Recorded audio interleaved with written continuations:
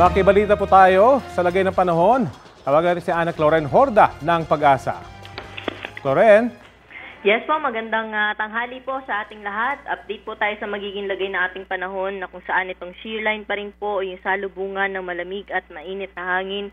Inaasahan po natin na magdudulot pa rin ng maulan na panahon. Posible pa rin po dito yung light to moderate to the times heavy na mga pag-ulan sa areas po ng Visayas, Bicol Region, Mimaropa, Quezon, pati na rin po sa Aurora. Kaya doble ingat pa rin po sa ating mga kababayan dyan sa banta ng mga pagbaha at mga pagguho ng lupa.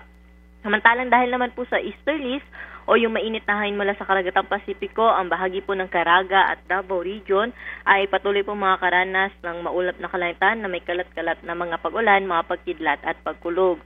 Pero dito naman po sa atin sa Metro Manila, pati na rin po sa ibang bahagi pa ng Luzon, ay makulimlim na panahon na inaasahan natin ngayong maghapon at may mga pag-ulan pa rin po tayo inaasahan.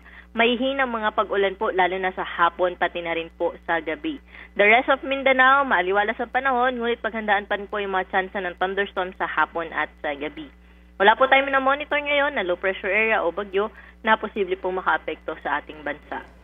At yung latest natin dito sa Weather Forecasting Center, ito po si Ana Cloren Horda. Magandang tanghali po. Ana, magpapatuloy ba yung mga pag-ulan sa bandang Bicol at Eastern Visayas dahil baha na ngayon doon?